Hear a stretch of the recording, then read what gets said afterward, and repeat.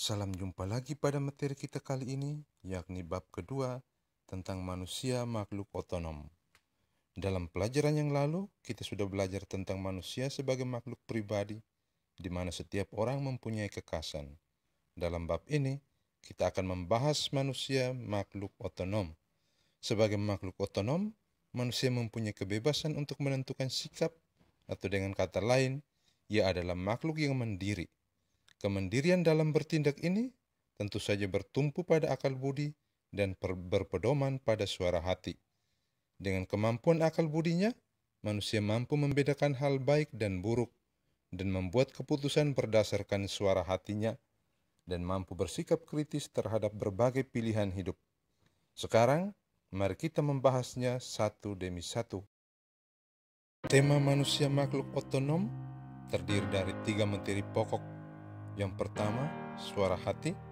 Yang kedua, bersikap kritis dan bertanggung jawab terhadap pengaruh media massa. Yang ketiga, bersikap kritis terhadap gaya hidup yang berkembang dan ideologi. Kita akan memulainya dengan materi suara hati.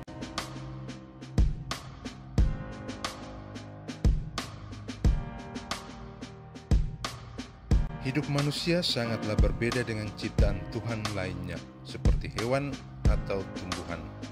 Ada saat di mana manusia harus mengalami pergumulan atau pergulatan ketika hendak melakukan suatu tindakan, terutama ketika ia harus mengambil keputusan, apakah tindakannya layak dilakukan atau tidak, apakah yang dilakukan itu benar atau salah, atau apakah tindakan itu akan merugikan sesama atau tidak. Kemampuan bergulat dalam dirinya sendiri sebelum dan sesudah melakukan kegiatan itu disebabkan manusia memiliki suara hati atau suara batin, atau kita kenal juga dengan hati nurani yang dianugerahkan Tuhan kepadanya. Nah, untuk itu mari kita ikuti kisah pergumulan suara hati berikut. Boy mendaftar pada suatu sekolah yang sangat menjunjung tinggi nilai kejujuran. Sebelum masuk, ia harus menandatangani sebuah pernyataan yang menyatakan, "Saya tidak akan mencontek, dan kalau terbukti mencontek, maka saya siap untuk dikeluarkan dari sekolah ini." Setiap peserta didik juga mempunyai kewajiban untuk melaporkan kepada guru atau pimpinan sekolah jika mereka melihat ada yang mencontek. Pada suatu ketika, Boy mengikuti ujian akhir. Ia merasa kesulitan menjawab soal-soal yang ada di hadapannya, dan ia juga melihat beberapa temannya ada yang mulai mencontek. Ia mulai gelisah dan timbul keinginan dalam dirinya untuk mengikuti apa yang dilakukan beberapa temannya. Ia berpikir, seandainya ia tidak dapat menjawab soal di hadapannya dengan baik, ia pasti tidak lulus. Tapi, kalau ketahuan, ia harus siap dikeluarkan dari sekolah ini. Terjadi pergulatan dalam dirinya, apakah ia mau ikut-ikutan nyontek atau tidak. Nah, anak-anak sekalian, coba tebak apa yang dilakukan Boy selanjutnya. Setelah mempertimbangkan secara matang, akhirnya ia mengikuti suara hatinya untuk mengerjakan soal sebisanya dan tidak mengikuti apa yang dilakukan oleh beberapa temannya. Ketika hasil ujian diumumkan, ia ternyata lulus walaupun nilainya tidak sempurna. Ia merasa puas karena itu adalah hasil kerjanya sendiri dan ia sudah setia kepada nilai kejujuran.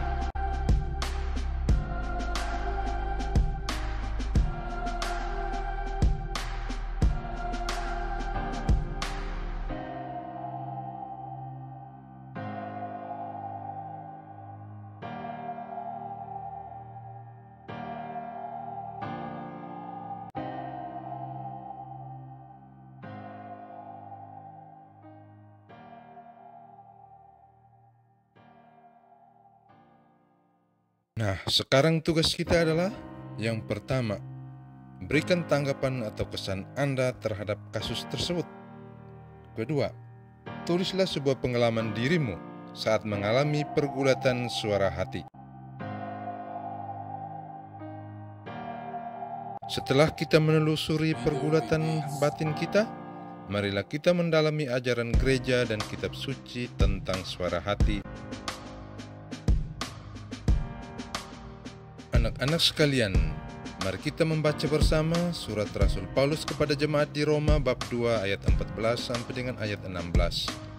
Apabila bangsa-bangsa lain yang tidak memiliki hukum Taurat oleh dorongan diri sendiri melakukan apa yang dituntut hukum Taurat, maka walaupun mereka tidak memiliki hukum Taurat, mereka menjadi hukum Taurat bagi diri mereka sendiri.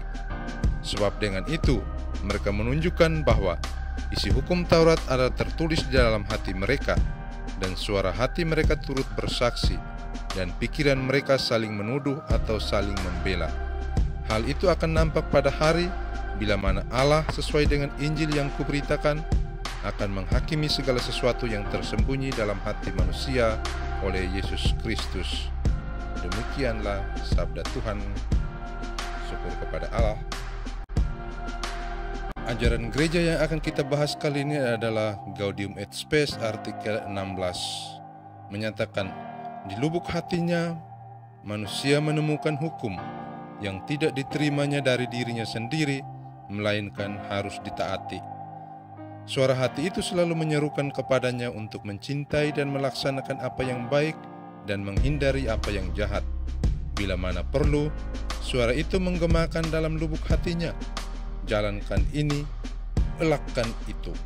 Sebab dalam hatinya, manusia menemukan hukum yang ditulis oleh Allah. Martabatnya ialah mematuhi hukum itu, dan menurut hukum itu pula ia akan diadili. Nah anak-anak, suara hati ialah inti manusia yang paling rahasia, sanggar suci.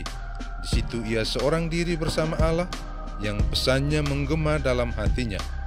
Berkat hati nurani, dikenallah secara ajaib hukum yang dilaksanakan dalam cinta kasih terhadap Allah dan terhadap sesama. Atas kesetiaan terhadap hati nurani, umat Kristiani bergabung dengan sesama lainnya untuk mencari kebenaran, dan untuk dalam kebenaran itu memecahkan sekian banyak persoalan moral yang timbul baik dalam hidup perorangan maupun dalam kehidupan kemasyarakatan. Setelah mendalami kutipan-kutipan di atas, coba rumuskan hal-hal penting berikut. Yang pertama, bagaimana cara kerja suara hati? Kedua, apa hubungan suara hati dengan Allah? Apa konsekuensinya? Ketiga, apa hubungan suara hati dengan Roh Kudus? Yang keempat, apa hubungan suara hati dengan kasih kepada sesama? Dan yang terakhir, tunjukkan satu kasus di dalam masyarakatmu atau dalam negara kita yang menunjukkan tentang tumpulnya suara hati dan apa dampaknya bagi generasi muda. Oke, selamat bekerja. Sekarang mari kita mendalami arti dan makna suara hati. Hati nurani sendiri dapat diartikan secara luas dan secara sempit. Dalam arti luas, hati nurani berarti kesadaran moral yang tumbuh dan berkembang dalam hati manusia, atau keinsafan akan adanya kewajiban. Nah, ini berarti bahwa dalam diri setiap orang sudah ada satu kesadaran tentang yang baik dan yang buruk. Yang kedua adalah arti sempit dari hati nurani, yaitu bahwa hati nurani merupakan penerapan kesadaran moral di atas dalam situasi konkret seperti yang dialami dalam kisah si boi tadi. Suara hati yang menilai suatu tindakan manusia benar atau salah, baik atau buruk. Hati nurani tampil sebagai hakim yang baik dan jujur walaupun dapat keliru. Nah, untuk ini kita akan menyimaknya secara satu persatu. Suara hati itu adalah suara Allah. Maka melawan suara hati, tentu saja kita melawan Allah. Agar kita setia pada kehendak Allah, kita perlu bersatu dengan Roh Kudus dan mengandalkan kekuatannya. Tentu saja kita harus selalu dikuatkan dengan berdoa dan bersujud pada kehendak Allah.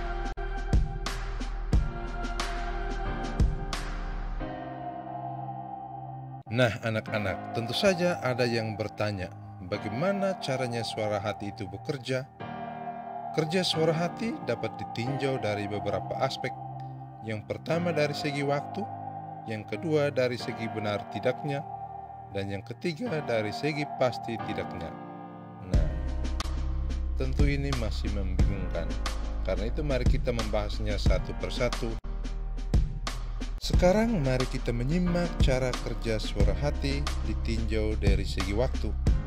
Suara hati berperan pada saat yang pertama sebelum suatu tindakan dilakukan. Biasanya suara hati atau hati nurani itu akan menyuruh kalau perbuatan itu baik dan melarang kalau perbuatan itu buruk. Nah, tentu Anda merasakannya kan? Yang kedua, pada saat suatu tindakan dilakukan, suara hati akan terus menyuruh jika perbuatan itu baik dan melarang jika perbuatan itu buruk atau jahat. Yang ketiga, sesudah suatu tindakan dibuat, maka hati nurani itu akan memuji jika perbuatan itu baik, dan hati nurani akan membuat kita gelisah atau menyesal jika perbuatan itu buruk atau jahat. Nah, tentu kita sekalian pernah merasakannya, bukan? Jika suara hati memuji karena perbuatan itu baik, maka kita akan merasa aman, nyaman, dan tentram. Tapi jika perbuatan kita itu tidak baik, maka kita akan selalu dikejar rasa bersalah, gelisah, dan menyesal atas perbuatan yang telah kita lakukan. Berikutnya kita melihat cara kerja hati nurani dari segi benar dan tidaknya.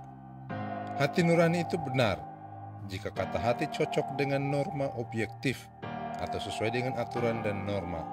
Misalnya, kita menolong orang yang sedang mengalami musibah. Ini cocok dengan norma atau aturan.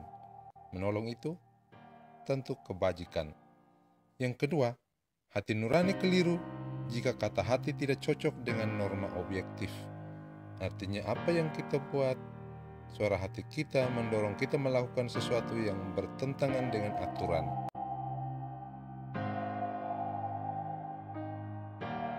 Cara kerja suara hati berikutnya ditinjau dari segi pasti dan tidaknya. Hati nurani yang pasti, artinya secara moral dapat dipastikan bahwa hati nurani itu tidak keliru. Yang kedua, hati nurani yang bimbang, artinya masih ada keraguan-raguan, belum bisa memastikan apakah perbuatan itu baik atau buruk. Untuk itu kita mesti menjernihkan suara hati, sehingga suara hati kita tidak bimbang dan ragu. Setelah melihat beberapa aspek cara kerja suara hati itu, mungkin kita ada yang bertanya dalam hati, mengapa sampai suara hati itu bimbang dan ragu? Bahkan kenapa sampai suara hati itu bisa keliru? Nah, sekarang mari kita lihat penyebab tumpulnya suara hati.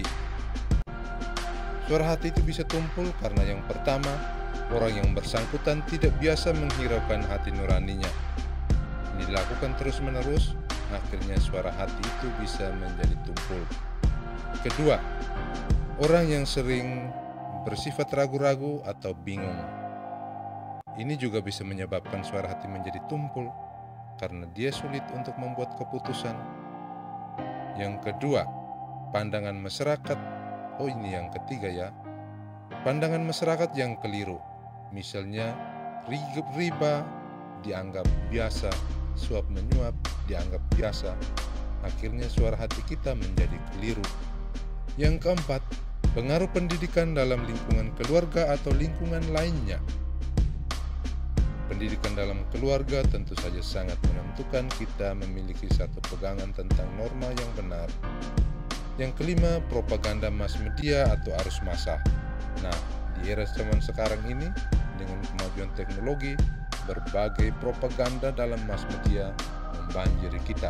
Sekarang bagaimana kita bersikap kritis dalam menanggapi semua itu? Nah, anak-anak, sekarang mari kita lihat bagaimana proses suara hati itu bekerja di dalam diri kita. Yang pertama, cara kerja suara hati sebelum kita bertindak. Biasanya ia berfungsi sebagai petunjuk atau indeks yang mengingatkan pengetahuan kita bahwa ada yang baik dan ada yang buruk. Dan sesungguhnya kesadaran moral semacam ini sudah dimiliki oleh setiap orang dewasa. Yang kedua, pada saat-saat menjelang kita bertindak, ya, atau dalam hal ini suara hati akan bertindak sebagai hakim atau yudeks yang menyuruh kita melakukan yang baik dan melarang atau menghindari yang jahat. Selama perbuatan itu belum selesai, suara hati akan bekerja terus untuk menyuruh melakukan yang baik dan melarang melakukan yang jahat. Karena itu, tetaplah senantiasa mendengarkan suara hati Anda. Dan yang ketiga, sesudah suatu tindakan selesai dilakukan, ia akan berfungsi memberikan vonis atau vindex yang menyatakan apakah perbuatan kita itu tepat atau tidak tepat. Bila yang kita lakukan itu benar, ia akan memberikan pujian sehingga kita merasakan ketenangan. Tetapi bila yang kita lakukan itu sebaliknya sesuatu yang jahat dan salah, maka ia akan memberikan hukuman yang membuat kita merasa bersalah, tidak tenang, merasa dikejar-kejar kesalahan. Nah, ini pasti ada yang senyum-senyum dalam hati nih. Wah, saya sungguh merasakan seperti ini. Nah, itu tandanya suara hati Anda masih berfungsi dengan baik. Taatilah suara hatimu. Nah, anak-anak sekalian, apa yang terjadi jika suara hati kita itu terlanjur tumpul, bimbang, ragu-ragu? Untuk itu, apa yang harus kita buat? Mari kita ikuti cara membina suara hati, supaya suara hati kita itu tetap tajam, setajam silet. Wow, bahkan lebih tajam dari silet tentunya. Maka, cara yang dapat kita lakukan adalah yang pertama, mengikuti suara hati itu dalam segala hal. Kalau kita senantiasa mengikuti suara hati dalam segala hal, maka suara hati kita akan senantiasa tajam, setajam silet. Yang kedua, mencari keterangan pada sumber-sumber yang baik, sumber-sumber yang benar. Ini tentu saja dengan membaca dan lain-lain. Yang ketiga, menjaga kemurnian suara hati. Bagaimana caranya? Mari kita bahas satu persatu. Pertama, mengikuti suara hati dalam segala hal. Orang yang sering mengikuti suara hati nurani itu akan semakin terang dan berwibawa. Ini yang dikatakan suara hati itu setajam silet. Yang kedua, keyakinannya akan menjadi sehat dan kuat. Dia tidak akan bimbang dan ragu. Yang ketiga, tentu saja dia akan dipercaya oleh orang lain karena memiliki hati yang murni dan mesra dengan Allah. Nah, penginjil Matius menegaskan dalam bab kelima ayat yang ke-8, berbahagialah orang yang murni hatinya karena mereka akan memandang Allah. Bahagia kan? Face to face. Kedua, mencari keterangan pada sumber yang baik, yakni dengan cara membaca kitab suci, dokumen-dokumen gereja, dan buku-buku lain yang bermutu tentunya. Yang ketiga, supaya jangan keliru, kita harus bertanya kepada orang yang mempunyai pengetahuan atau berpengalaman dan dapat dipercaya. Yang ketiga, ikut dalam kegiatan rohani dengan cara rekoleksi, retret, pembinaan rohani, dan lain-lain tentunya.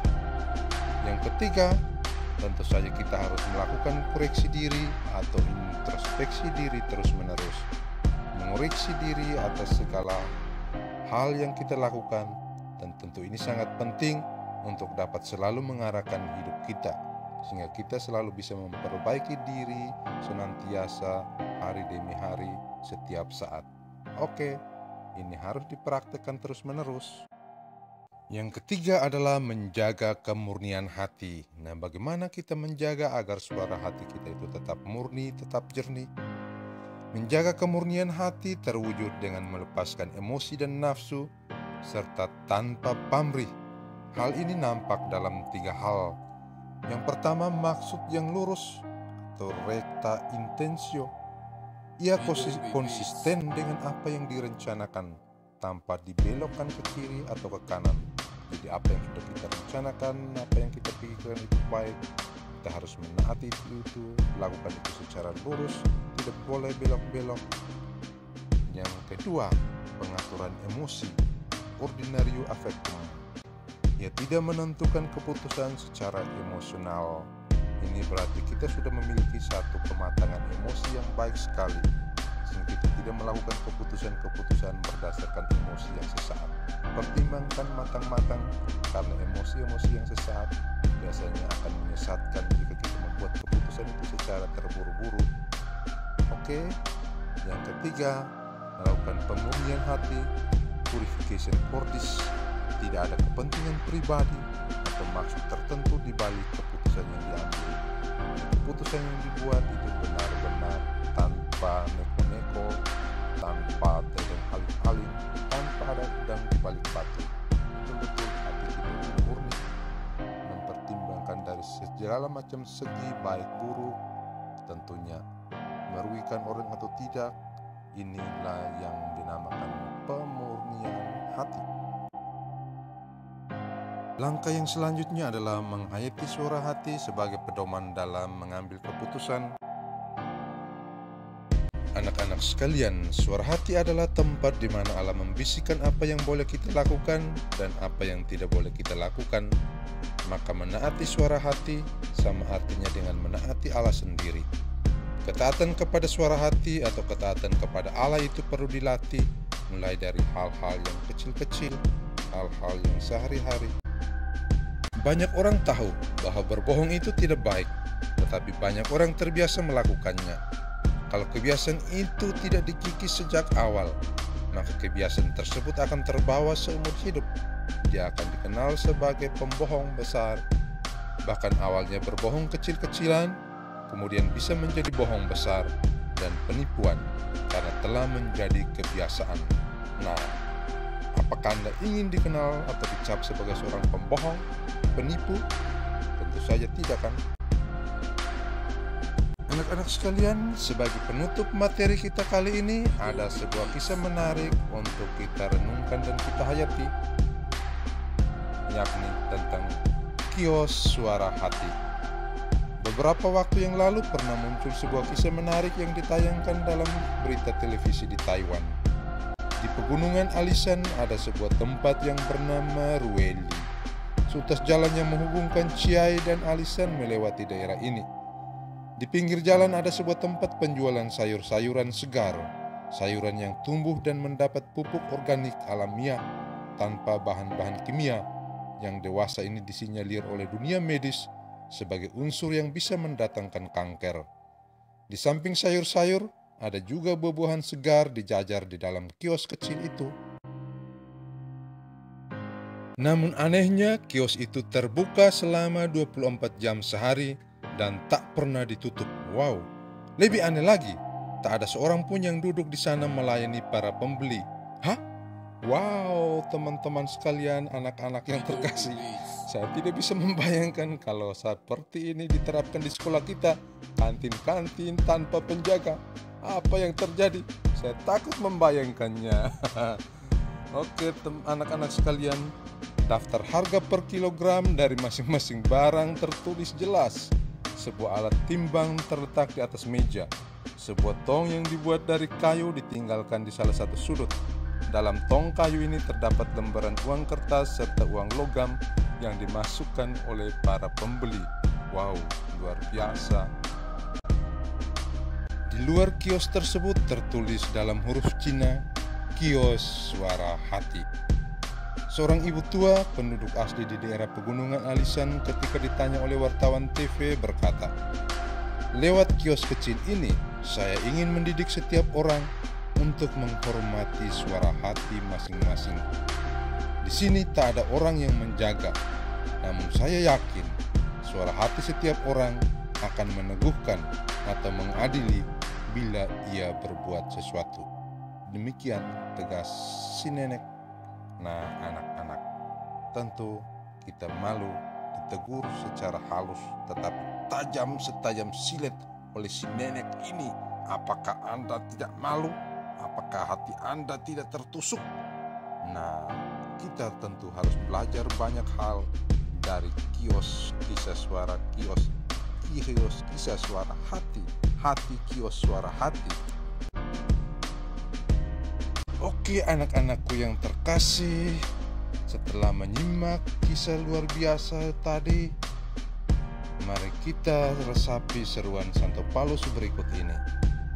Santo Paulus ketika ditangkap dan dijebloskan ke dalam penjara, di depan umum dengan bangga dan berani berkata, "Hai saudara-saudaraku, sampai kepada hari ini, aku tetap hidup dengan hati nurani yang murni di hadapan Allah. Kisah Para Rasul bab 23 ayat 1. Lebih lanjut ia mengatakan, sebab itu aku senantiasa berusaha untuk hidup dengan hati yang murni di hadapan Allah dan manusia.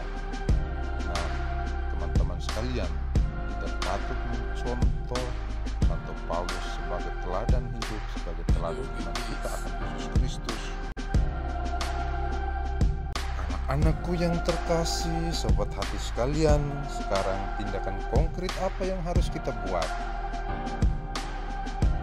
Nah, pikirkanlah kebiasaan apa saja yang ingin kalian tinggalkan agar suara hatimu tetap suci dan murni, tetap tajam, setajam silet, bahkan lebih tajam dari silet sekalipun. Maka Anda akan menjadi anak yang dikasihi oleh Tuhan senantiasa.